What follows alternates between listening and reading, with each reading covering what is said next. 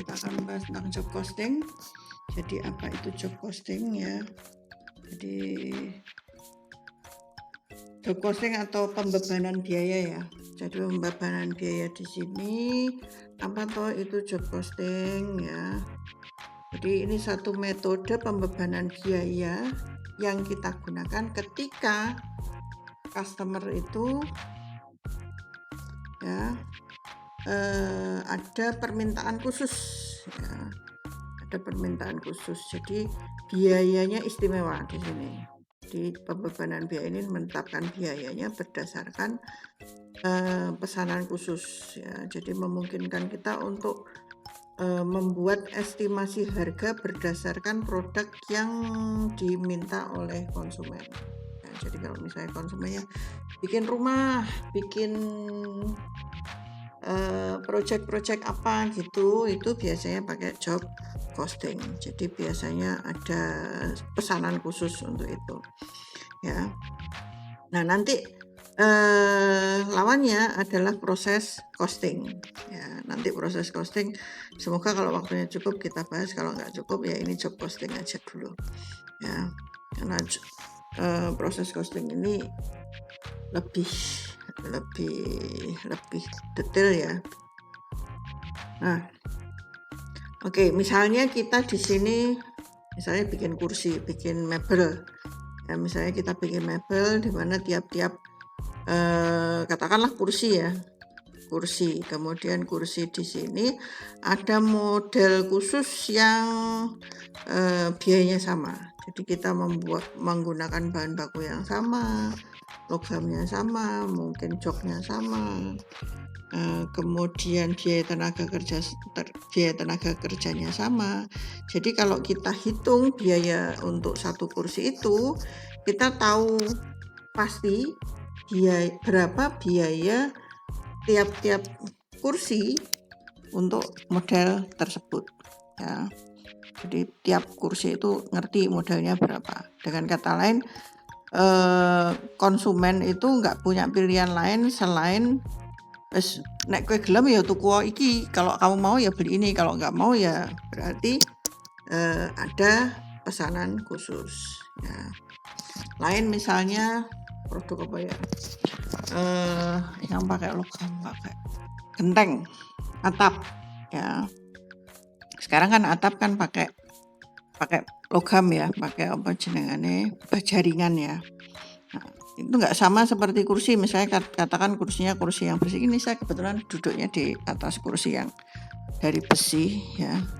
Jadi kalau misalnya kita minta pasang atap pakai bajaringan ya, jadi otomatis namanya rumah kan tiap orang beda-beda ya, kecuali kita bicara perumahan ya. Tapi kalau misalnya per klien, per konsumen, tentunya biaya untuk pasang atap itu antara satu rumah dengan rumah yang lain juga berbeda. Ini tergantung jenis atapnya, tergantung luasnya, tergantung nanti di situ akan muncul, kita bisa tahu ada perbedaan antara biaya tenaga kerjanya, ukurannya, terus misalnya sudutnya mau seberapa, mau modelnya kayak apa, apakah gentengnya keramik berglazur atau genteng yang model bagaimana ya. Nah, ini kalau kita menggunakan metode pembebanan ini, jadi karena pesanan khusus ya, pasti kan antar satu konsumen dengan konsumen lain beda ya.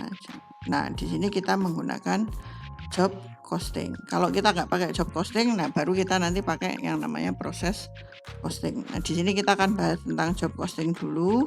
Jadi nanti kita akan bahas bagaimana membuat pembebanan untuk biaya langsung dan biaya tidak langsungnya. Oke. Nah, di sini misalnya kita harus memahami dulu cara kerja dari pembebanan biaya ini. Nah, jadi kan sudah disebutin ya. Jadi di sini job costing ini digunakan hampir di setiap konsumen yang mereka punya pesanan khusus. Jadi produknya spesifik untuk setiap satu konsumen itu beda-beda ya. Sehingga mau tidak mau apa ya istilahnya orang sekarang custom ya. Custom made. Jadi kita harus bisa menelusur biaya secara akurat agar bisa menetapkan labanya. Jadi laba yang masuk akal berapa. Ya, misalnya, oh ini kalau saya bikin kursi model kayak gini, biayanya habisnya sekian. Kalau saya pengen laba sekian, berarti saya harus menjualnya sekian. Nah, untuk itu ada biaya bahan baku, material ya. Biaya bahan baku ini, kemudian ada biaya metode sharingnya tak ganti dulu. Biar tulisannya bisa. Nah, ya biaya bahan bakunya, biaya tenaga kerjanya, terus apa mana? Biaya kalau misalnya kita pakai kendaraan atau pakai sesuatu yang ada masa pakainya ya, misalnya mesin ya, itu kan ada masa pakainya. Jadi ada mileage-nya, usia mesinnya. Jadi biayanya mesin itu kepakai itu kan otomatis akan mengurangi umur mesin ya, menjadi biaya. Dan berbagai peralatan yang digunakan ini juga mestinya beda-beda. Kemudian ada faktor-faktor yang bisa menurunkan biaya sehingga membuat usaha kita ini menjadi lebih menguntungkan ya, bukan menguntungkan ya, kompetitif ini lebih bersaing dalam hal harga sehingga bisa meningkatkan kalau misalnya orang lain jual sekian kita berani lebih rendah lagi ya, tapi jangan terlalu rendah.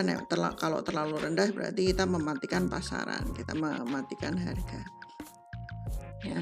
Jadi kalau kita bisa menentukan biaya apa saja yang muncul dari material, labor, mileage, kemudian jenis peralatan, itu kita bisa menetapkan berapa sih profit yang mau kita capai ya. Kalau kemarin kan kita membahasnya tentang jualnya dalam jumlah besar ya. Sekarang kalau misalnya jualnya dalam jumlah pesanan khusus, berarti mau nggak mau kan ada tiap orang pasti labanya beda-beda. Kita menetapkan ke tiap-tiap konsumen labanya beda-beda. Kemudian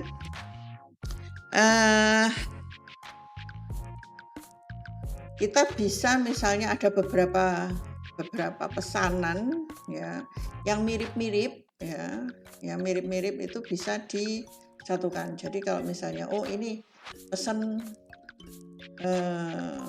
kue ya, namanya kue, apalagi kalau kita pesannya kue ulang tahun itu kan custom, pasti nggak ada yang sama ya, pasti beda-beda permintaannya. Kalau kue ulang tahun itu kan beda-beda. Tapi kalau Anda pergi ke bakery itu biasanya mereka sudah punya beberapa opsi kue ulang tahun yang sudah siap untuk dijual. Nah, mereka punya beberapa job ya yang disatukan, seperti misalnya basic kuenya sama ya.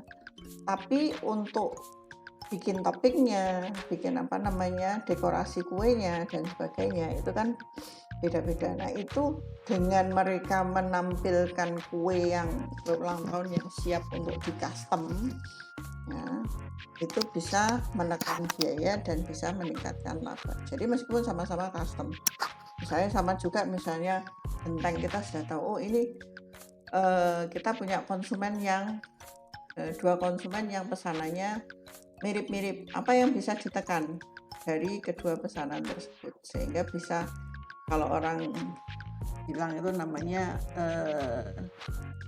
subsidi silang ya, bisa subsidi silang. Oke, kita next. Nah, di sini ada objek biaya. Ini objek biaya ini seperti spon yang bisa menyerap uang ya, menyerap cash yang ada di perusahaan. Jadi objek biaya ini adalah semua hal yang bisa menyebabkan kita mau nggak mau harus mengeluarkan biaya. Itu namanya objek biaya.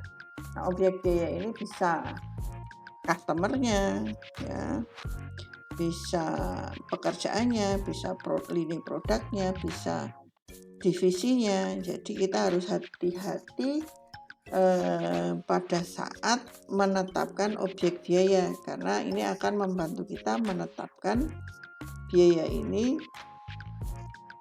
dengan lebih akurat, ya. Identifying cost object accurately helps to accurately cost, bisa membantu membebankan produk dan biaya dengan lebih akurat.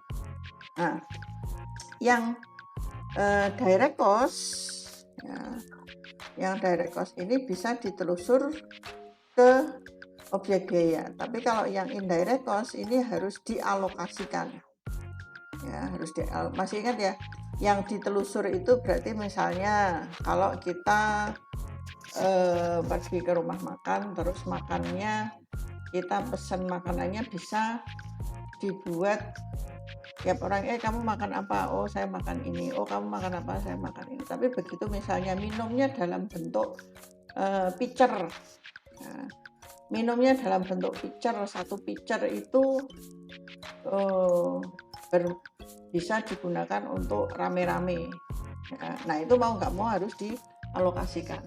Ya, karena mungkin satu pitcher itu harganya nggak sama dengan, misalnya katakan satu pitcher isinya untuk 20 gelas, ya, 20 gelas. Tapi yang minum ada yang nuangnya cuma setengah gelas, ada yang nuangnya 3/4 gelas. Itu kan kita nggak tahu, ada yang minumnya 2 gelas, ada yang nggak minum. Tapi kan mau nggak mau semuanya datang ikut menikmati, sehingga mau tidak mau dialokasikan. Nah, kalau trace itu bisa ditelusuri, misalnya, oh, kamu makannya apa? Oh, aku makannya nasi rames. Kamu makannya apa? Oh, aku makannya gorengan tok sekian. Nah, itu bisa ditelusur. Nah, kalau nggak bisa ditelusur berarti masuknya ke indirect cost, berarti dialokasikan. Jadi indirect cost itu sendiri juga bisa fix, bisa variabel, tergantung, ya. Jadi misalnya biaya asuransi, ya, biaya asuransi itu fix indirect cost, ya. Biaya asuransi kendaraan itu fix tapi indirect cost, ya. Jadi preminya sifatnya fix, kemudian biayanya bersifat indirect terhadap pekerjaan atau pesanan tadi, ya. Karena kita nggak bisa men-trace misalnya biaya asuransi untuk kendaraan atau peralatan tersebut dibebankan ke job tertentu, kan nggak bisa, ya. Sehingga mau tidak mau nanti dialokasikan. Nah, ini tadi ya contohnya biaya asuransi. Jadi direct cost can also be fixed or variable. Begitu pula yang direct cost bisa fixed or variable. Sebagai contoh misalnya gaji supervisor, ya, gaji supervisor di pabrik kendaraan itu bisa fixed direct cost. Tapi biaya bahan baku kain untuk bikin jeans ini bisa variabel direct cost. Jadi kalau gaji supervisornya di pabrik itu fix direct cost, tapi biaya bahan baku itu menjadi variabel direct cost. Ya, ini contohnya. Oke. Nah, sekarang bagaimana kita membebankan kepada konsumen, ya. Jadi bagaimana kita membebankan kepada konsumen, mana yang masuk direct, mana yang masuk ke indirect. Jadi untuk membebankan ke konsumen dan menghitung labanya, mau tidak mau kita harus menjumlahkan semua biaya untuk konsumen tersebut, ya. Apakah mereka itu langsung atau masuk ke biaya langsung atau biaya tidak langsung. Jadi semua biayanya dijumlahkan. Ini. Nah, kemudian untuk yang direct cost ini bisa ditelusur di objek biayanya. Ya, kalau yang indirect cost ini tadi kembali ke tadi ya, sama lah persis ya. Jadi agar bisa akurat ini informasinya harus dikumpulkan sebelum membebankan kepada klien. Ya, kayak kemarin ini kakak kelas Anda mau sudah. Nah, ini saya harus menghitung.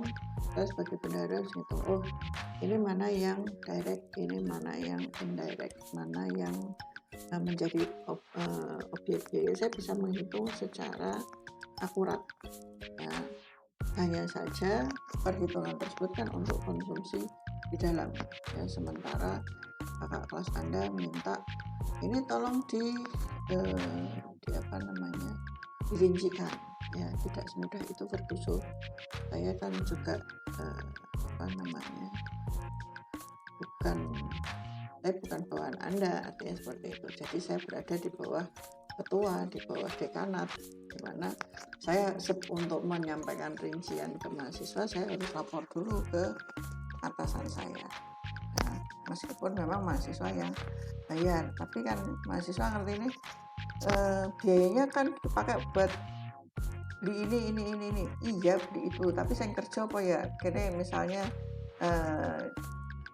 teman-teman yang seperti PU, seperti yang nonton kursi, sing usung-usung, sing mrono mrene, apakah mereka juga tidak diberikan uang lelah seperti itu. Nah, itu yang kadang-kadang mahasiswa nggak mau tahu, pokoknya uangnya ya diterima untuk dalam bentuk barang semua. Nah, kan nggak bisa seperti itu gitu. Begitulah. Nah, ini curhat ya.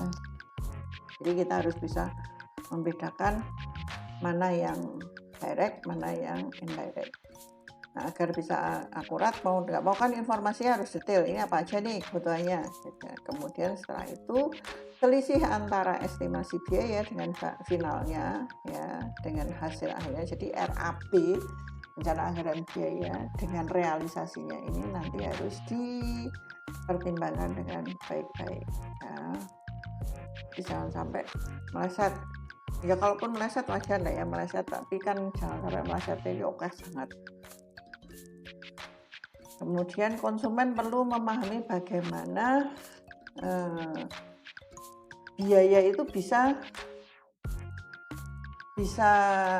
jadi mengalami peningkatan atau sebaliknya ya mengalami penurunan jeneng wong bakulan ora bakal nek turun berarti aku ganti, nek munggah ya berarti njaluk tombok to karo konsumen ya lebih besar daripada estimasi yang sudah disampaikan. Jadi mungkin ini mohon maaf Pak, ternyata tidak sesuai dengan estimasi, harganya mengalami peningkatan. Seperti itu. Jadi misalnya saya pernah pesan kue nih, pesannya agak lama, jauh-jauh hari. Nah, ternyata pas hari H, harga telur sama harga beberapa item barang yang lain, telur sama gula naik. Nah, telur sama gula naik. Nah, dari yang bikin kue bilang ke saya, Bu maaf ini harga telurnya naik, kalau saya naikkan bagaimana? Boleh nggak saya naikkan sekian? Nah, itu harus dikomunikasikan kepada konsumen. Jadi customer needs to understand how cost higher than the estimate will be handled. Karena apa? Unforeseen things happen. Ya, jadi hal-hal yang kadang-kadang tidak kita prediksi itu bisa saja terjadi dan hasil akhirnya bisa berbeda dari apa yang sudah kita estimasikan, sudah kita perakirakan ya. Terus dihitung-hitung di awal itu ternyata meleset. Ya, melesetnya ini tentunya harus dikomunikasikan dan ini harus kalau bisa sih diantisipasi. Syukur-syukur ada margin of safety. Jadi kalau misalnya ada peningkatan harga itu kita masih tetap memiliki keuntungan. Nah ini indirect cost berkali-kali ya nanti akan muncul direct cost itu sambil saya mengingatkan Anda ya, indirect cost itu dialokasikan, kalau direct cost ditelusurkan, dibebankan langsung. Nah sekarang ada contohnya. Kita akan membuat penerapan sebuah job posting di sebuah pabrikan, ya, usaha lah ya, usaha yang membuat sesuatu di sini. Oke, contohnya di sini untuk menerapkan biaya pembebanan biaya dalam sebuah industri manufaktur, pertama yang harus kita pikirkan adalah membagi biaya kita menjadi dua, ya, menjadi direct dan indirect. Nah, jadi kalau dalam settingan manufaktur kita harus punya biaya tenaga kerja, biaya bahan baku langsung dan biaya tenaga kerja langsung. Jadi ini direct material dan direct labor, ya. Jadi, yang bisa kita telusur langsung ke jobnya, ke pekerjaannya. Sedangkan yang indirect ya sesuai namanya ya, ini spread berarti dialokasikan ke pekerjaan yang sedang dikerjakan. Misalnya di sini contohkan ada perusahaan namanya Reliable Fencing, dia memproduksi pagar, ya, dia memproduksi pagar kayu untuk pasar perumahan, ya, bukan perumahan, untuk pasar tempat tinggal ya, bukan perumahan secara umum tapi tempat tinggal perorangan. Nah di sini Reliable Fencing ini memiliki komponen manufaktur dan komponen jasa. Jadi dia memproduksi dan juga memberikan jasa, ya, memberikan jasa. Nah kemudian Reliable Fencing ini memberikan customer mau tidak mau ya, karena dia pesanan kan harus bikin estimasian, ya, bikin hitung-hitungan dulu. Nah hitung-hitungannya ini berdasarkan pagar yang diinginkan, tingginya berapa, panjangnya berapa, biaya tenaga kerjanya berapa. Kemudian setiap pekerjaan itu memiliki satu set, misalnya satu set biaya. Nah, ada tiap pekerjaan itu ada set biayanya masing-masing. Nah, Reliable Fencing ini menggunakan job costing, ya, pakai pembebanan pesanan, ya. Nah, sistem ini memungkinkan reliable costing untuk menghitung biaya secara akurat, ya, sehingga perusahaan ini bisa menghitung harga jual dan menghasilkan profit yang reasonable. Nah, biaya estimasi biaya ini didasarkan ini tadi ya. Nah, kemudian ada ini ya, ada keluarga Johnson. Keluarganya Pak Johnson ini mau minta bikinkan pagar, nah, untuk halamannya.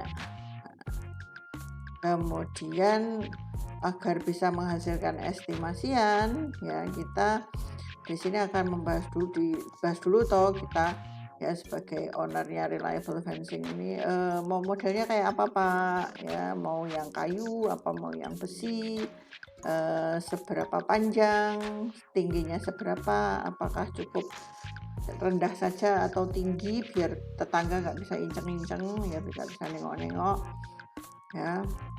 Terus kira-kira ini nanti kalau ada extra cost, misalnya wah hujan nggak bisa kerjanya berarti molor, ya, kayak gitu, itu juga harus diantisipasi, ya.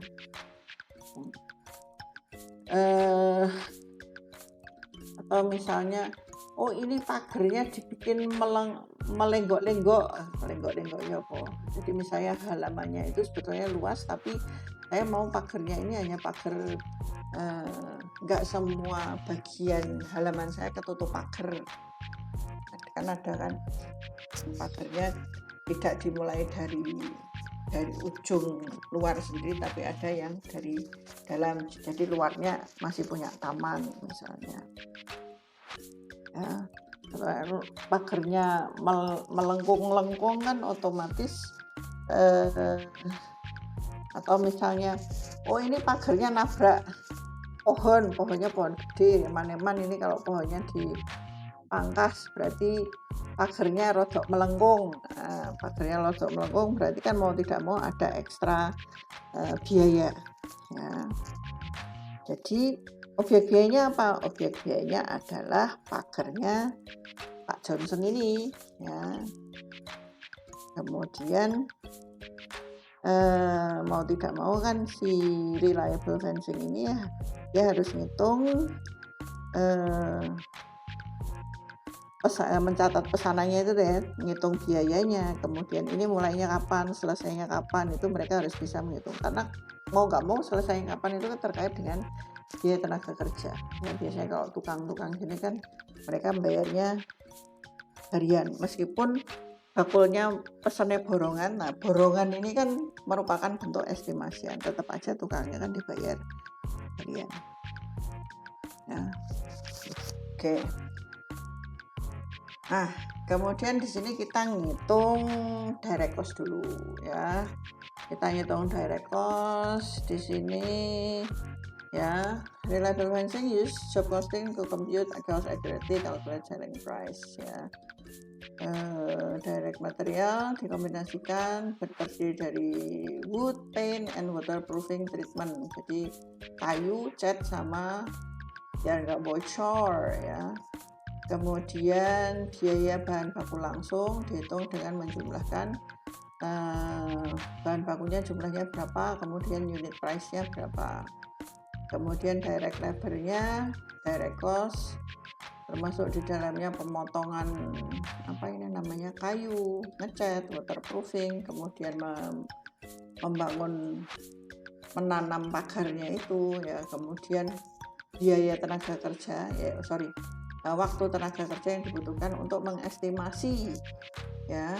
Yang dibutuhkan ini diestimasi berdasarkan beberapa faktor, seperti misalnya butuh berapa meter persegi untuk bahan bakunya ya. Untuk mengerjakan pagar sepanjang ini, setinggi ini butuh jam kerja berapa ya. Kemudian direct labor cost ini dihitung dengan mengalihkan jumlah tenaga kerja dengan rate yang dibayar untuk tenaga kerja. Kemudian ada mileage, ini tadi ya yang untuk kendaraan atau mesin itu biasanya pakai mileage. Oke lah, kita ke orang-orang ya, kita ngerti rasanya tanggal 17/8 ya. Oke, tadi apa dulu? Bahan baku. Katakan bahan baku itu direct material ya. Tulisan baku ya.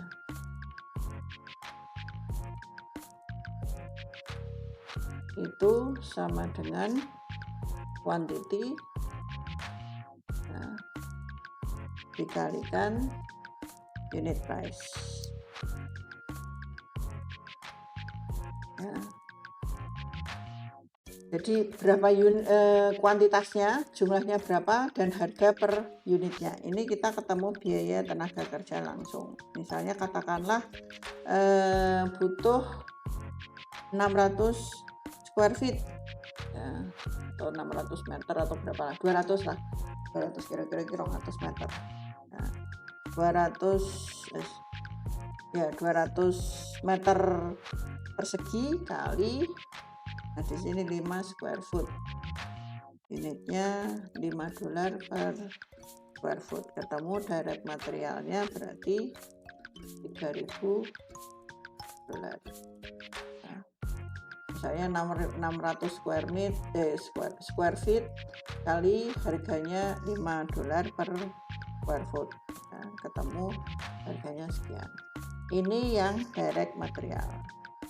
Semudah ini ya, di-link direct material.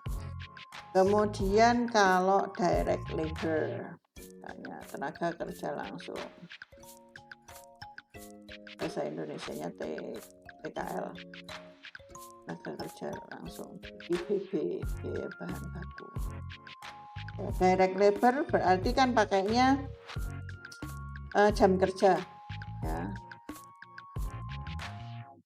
jam kerja karyawan dikalikan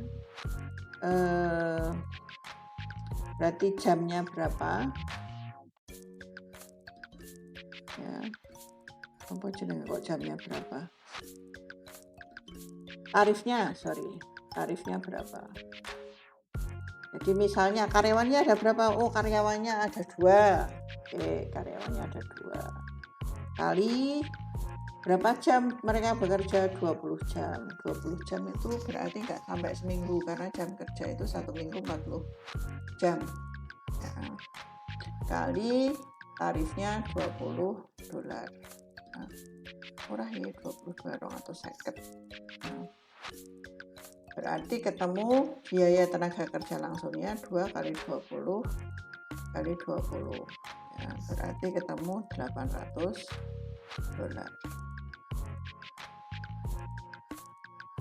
Terus kemudian misalnya ada lagi direct cost-nya, mileage-nya, ya. Mileage-nya misalnya mileage ini seperti biaya overhead, ya. Biaya overhead-nya misalnya cost per mile-nya, biaya per mil, biaya overhead. Nah, cost per mile-nya misalnya butuh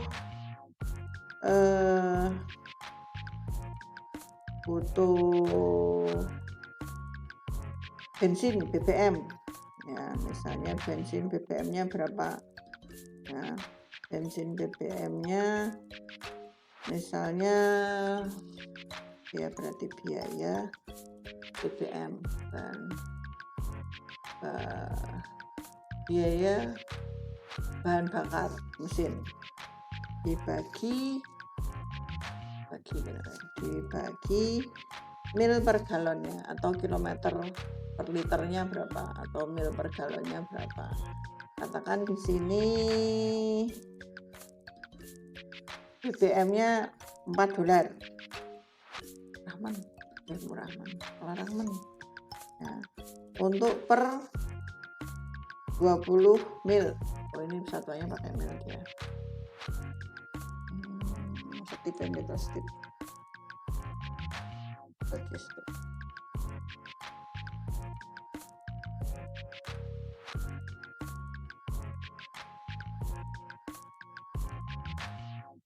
Mil per liter. Katakan 20, ya. Berarti cost-nya atau biaya overhead-nya adalah 20 sen. $1 kan 100 sen, ya, berarti kayak gini kan 20 sen per mil. Nah, kemudian biaya mileage-nya, ya. Biaya mileage-nya ini sama lah, biaya masuk overhead juga sih sebetulnya, ya. Mileage-nya umur masa pakainya, ya, masa pakai di sini bisa dalam bentuk biaya asuransi, bisa dalam bentuk penyusutan, ya. Misalnya jumlah mil yang diperlukan untuk klien, ya, jadi misalnya milnya berapa, ya, butuh jumlah milnya berapa, kalikan biaya per mil. Nah, misalnya ini berarti untuk mengerjakan ini butuh, tadi kan berapa jam tadi, katakan 20 jam ya tadi, ya, 20 jam butuh 45 mil, ya. Butuh 45 mil.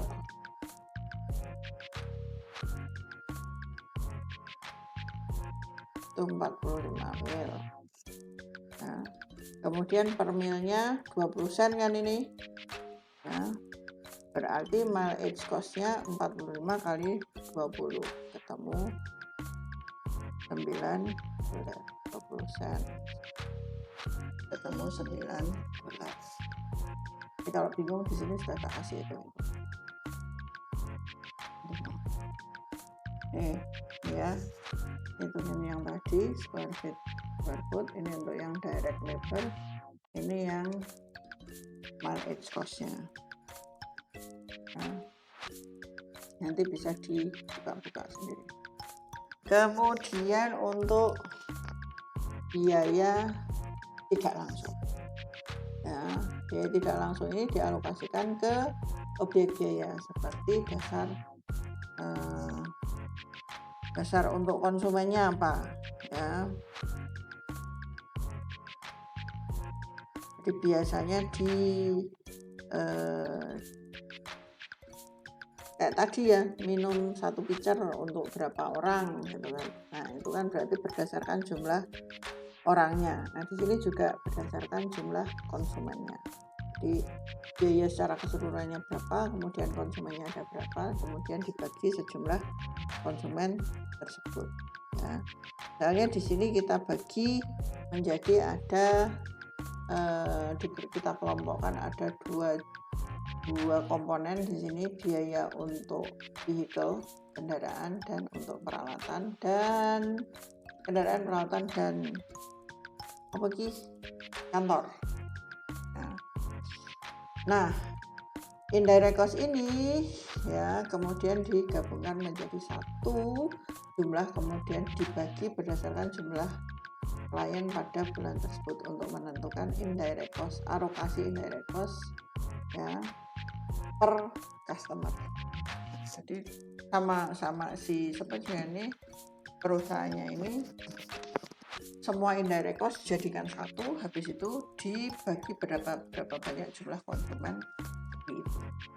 Nah, ibaratnya kalau sama halnya kalau misalnya saya masak dalam 1 hari, misalnya saya belanja habis 100.000, ke rumah ada 5 orang misalnya, ya, ada 5 orang, kemudian berarti 100 dibagi 5 orang, berarti per orangnya tiap hari makan adalah 20.000 itu. Jadi ini indirect cost.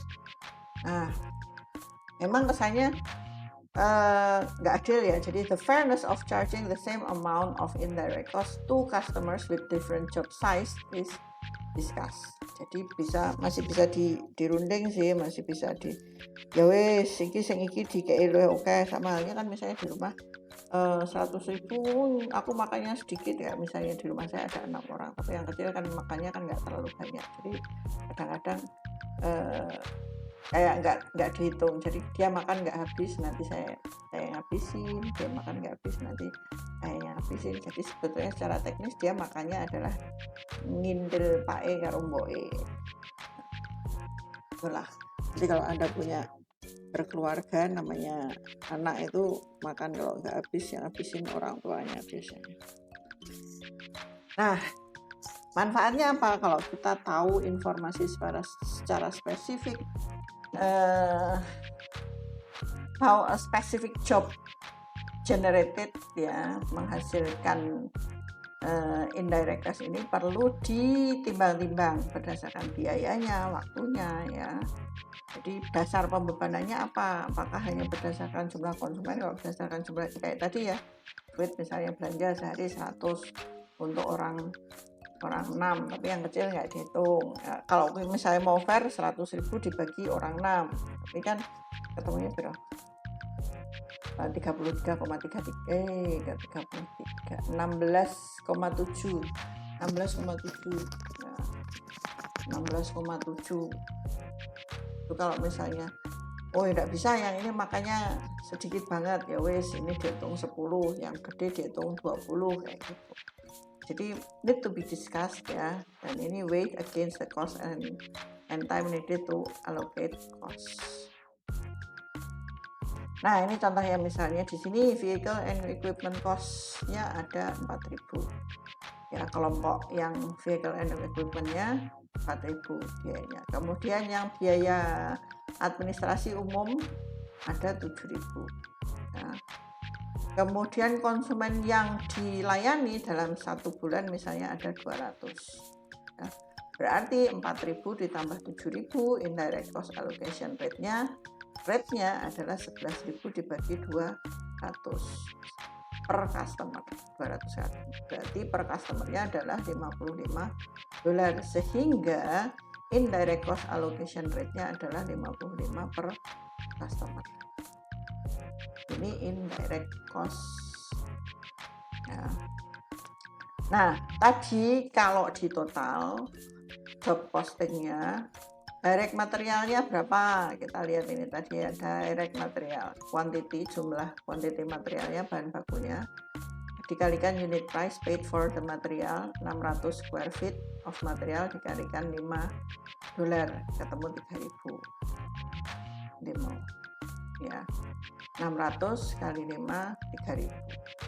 Kemudian tenaga kerjanya, hour of labor kali rate paid ya, atau kali hourly rate paid for labor, gantung mau ratingnya berapa ya. Di sini tarifnya ya, di sini misalnya ada 2 karyawan, 20 jam kerja, per jamnya dibayar 20, sehingga direct labor-nya 800. Oke. 40, 2 kali 20 kali 20 per hour, ketemu 800. Mileage-nya berapa? Mileage-nya ini 4 galon gas, 20 mil per galon, ketemu 20 sen per mil.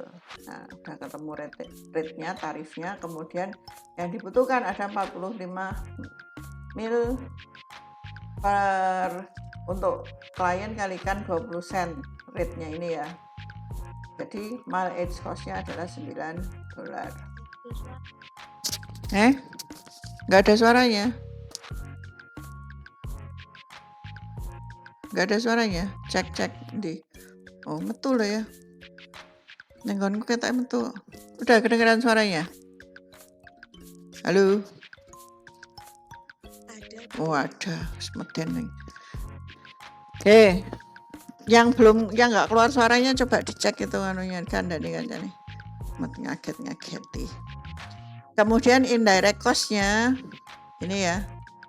Indirect cost-nya adalah $55 per customer ya. Ketemu angka $55, sehingga total job cost-nya, pembebanan biayanya adalah 3.000 tambah 8.000 tambah 9 tambah 55, sehingga totalnya adalah 3.864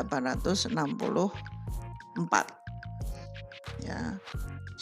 Ini total beban biaya, pembebanan biaya untuk pesanan dari Johnson. Nah, itu kalau pekerjaan fisik. Sekarang kalau pekerjaannya non fisik ya, costing untuk IT consulting project ya. Jadi job costingnya ini digunakan untuk menetapkan biaya, baik itu fix atau variabel. Nah, kemudian akuntansi biayanya ini lebih complicated pada saat kita bekerja dalam ngasih jasa konsultasi, ini rate-nya agak complicated, kecuali yang misalnya pekerjaan-pekerjaan yang sudah jelas ya, kayak misalnya notaris itu ngurus tanah, dia nggak boleh ambil tarif di atas sekian, itu nggak boleh. Ada rate-nya, misalnya NJOP-nya sekian, berarti dia hanya boleh ngambil rate-nya sekian. Nah, itu jasa ya. Tapi kalau konsultasi ini kadang-kadang yang agak susah ngasih rate-nya. Nah. Oke. Nah, karena nggak ada total cost-nya, jadi nggak mungkin untuk menetapkan harga untuk produk yang misalnya, oh ini dikatakan untung ini consulting kan nggak bisa dikatakan, sebetulnya kan nggak ada biaya bahan baku ya. Yang ada adalah biaya untuk consultingnya ya. konsultasi. Jadi misalnya di sini IT consulting project digunakan sebagai contoh untuk memahami bagaimana konsultan menggunakan job posting untuk mengelola bisnisnya. Misalnya di sini ada perusahaan namanya Everest Investment Management. Ya, ini perlu memerlukan sistem yang lebih baik untuk memberikan kliennya dengan laporan investasi bulanan. Jadi ini jasanya adalah jasa memberikan laporan investasi bulanan. Jadi mereka, oh ini kalau mau invest ya ke sini ya, diberikan saran. Ya, sarannya apa saja. Jadi asumsikan si Everest Investment Management ini adalah perusahaan konsultasi keuangan ya, finance. Sekarang kan lagi musim ya trading kayak gitu ya. Nah ini ownernya ini perlu itu tadi. Nah perlu sistem tadi. Kemudian apa sih yang dijual sama Everest ini? Jadi customer ini mengambil manfaat dari laporan yang sudah dikasih tanda, misalnya oh ini kalau misalnya ngambil apa namanya, ngambil invest ke sini ini akan lebih menguntungkan dan sebagainya ya. Jadi memberikan saran-saran keuangan. Nah, ini kalau seperti ini kan sulit untuk diberikan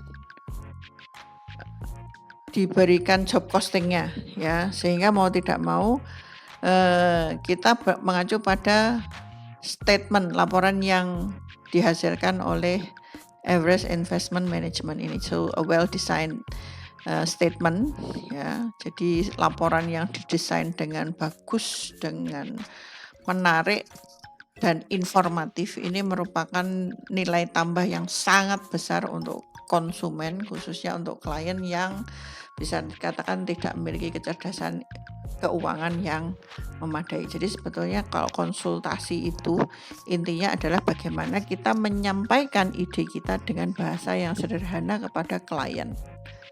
Nah, jadi klien itu nggak butuh kalimat sing daki-daki, butuhnya iki nek aku koyo ngene kira-kira piye.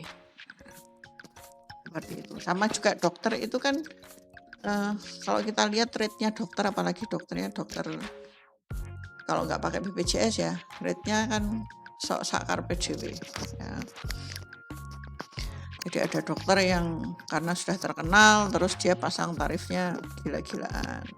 Ada juga dokter yang pasang tarifnya ya wes dibayar, ada dokter yang sosial itu kan dibayarnya nganggo yen ono duite ya. Nah kemudian yang tadi ya masih nyambung di Everest project tadi. Jadi ada perusahaan IT ini diminta untuk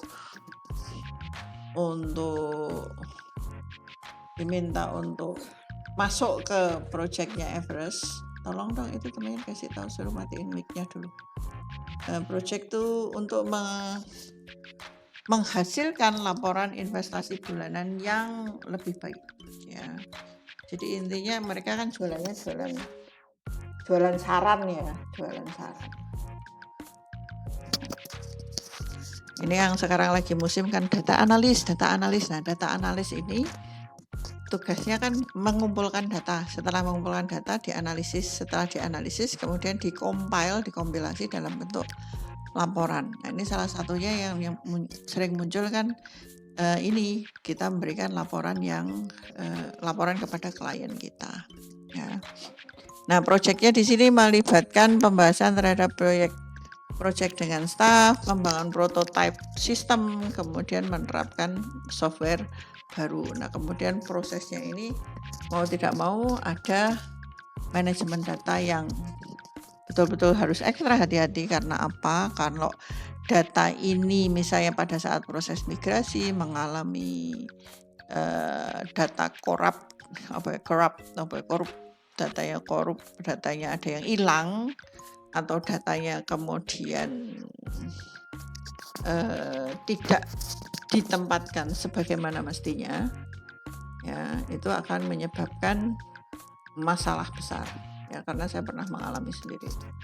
Jadi gara-gara programmernya yang satu bikin datanya baris kali kolomnya dibalik, ya kebalik. Jadi yang satu A kali B, yang satu B kali A, ya begitu dijadikan satu, wah itu langsung crash sistemnya. Ya, testing and reviewing each statement for accuracy. Ya, kemudian yang direview adalah outputnya. Outputnya apa? Outputnya adalah laporan yang tadi ya, investment statement tadi. Nah, laporan ini hasilnya harus akurat.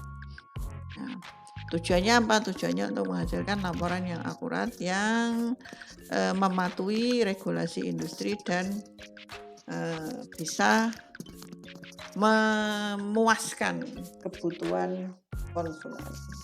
Ya. Nah sekarang ini kan duitnya oke mestinya. Ya. Mestinya kan kalau ada proyek seperti ini kan, wah ini saya harus ngecas berapa?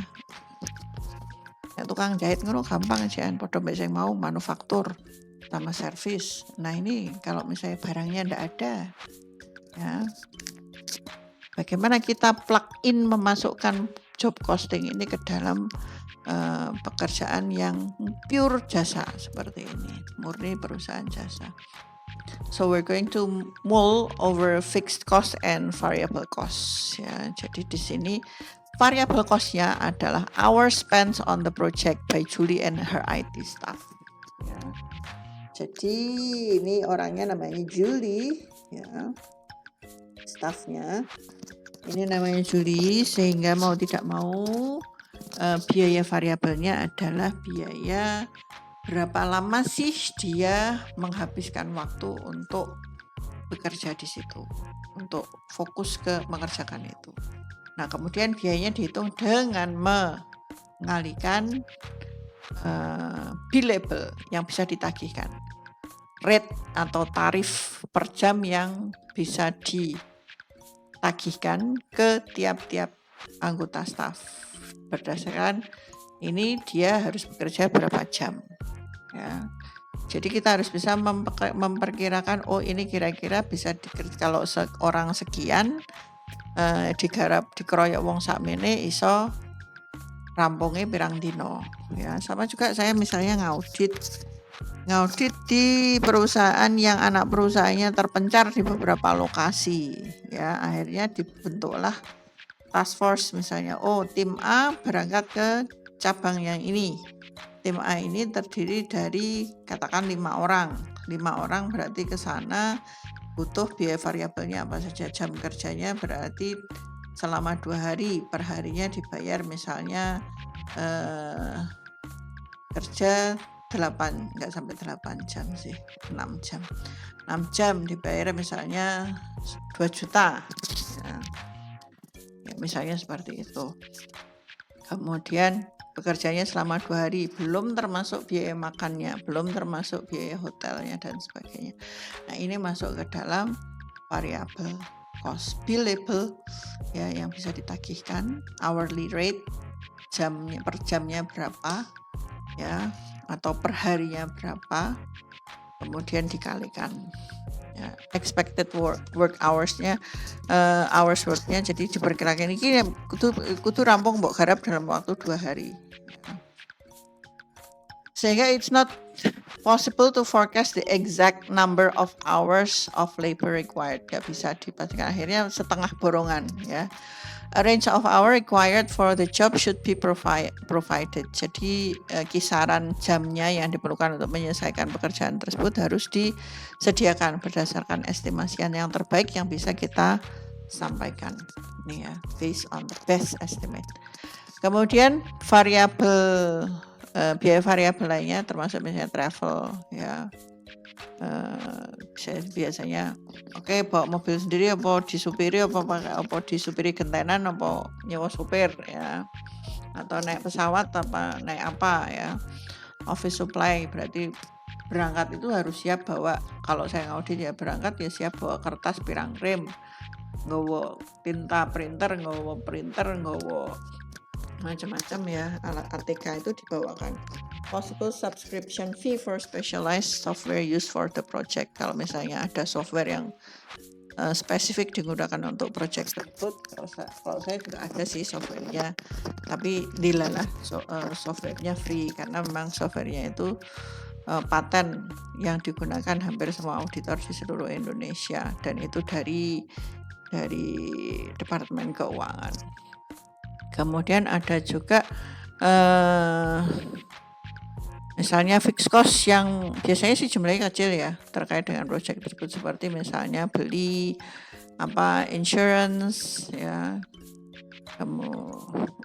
Kalau ini jarang di Indonesia, jadi biasanya kalau di luar negeri itu biasanya pekerjaan seperti ini diasuransikan ya, untuk kepentingan kalau misalnya terjadi malpraktek ya gitu. Nah, sekarang tadi untuk kita menetapkan fixed cost dan variable cost-nya. Sekarang kita memisahkan mana yang direct cost dan mana yang indirect cost ya. Nah, direct cost fix sama variabel sudah ditetapkan sehingga bisa ditelusur ke proyeknya. Nah, untuk menetapkan total cost-nya, biayanya totalnya berapa, harus mengalokasikan indirect cost. Nah, kebanyakan pemilik usaha ini tidak menetapkan atau membebankan biaya tidak langsung ini dengan baik, properly, dan biasanya malah lebih rendah daripada actual total. Jadi ini hati-hati, kadang-kadang kita underrated diri kita sendiri ya, jangan sampai underrated. Misalnya ki kudune iso didol larang, didol murah ya. Jangan menghargai diri kita sendiri terlalu murah ya. Jangan murahan lah ya. Murah boleh tapi jangan murahan. So every cost incurred, semua biaya yang muncul baik itu bisa ditelusur secara langsung ke konsumen atau tidak, harus dimasukkan dalam harga produk atau jasa yang akan kita jual. Nah, di sini tadi indirect cost-nya, biaya tidak langsungnya dari si Prestige ini terbesarnya biayanya adalah biaya home office, biaya administrasi umum ya, karena biasanya memang perusahaan servis itu besar di administrasi umum, dan depresiasi penyusutan aset ya. Jadi administrasi umum ini termasuk di dalamnya ada gaji, kemudian bonus-bonus dan lain ya, makan dan sebagainya, kemudian biaya leasing, kemudian biaya ATK, kemudian ada ini penyusutan peralatan kantor, penyusutan kendaraan dan sebagainya ya, perangkat keras, perangkat lunak yang kepakai itu masuk ke dalam indirect cost gitu ya. Nah, yang berikutnya nanti insya Allah kita lanjutkan besok Senin ya.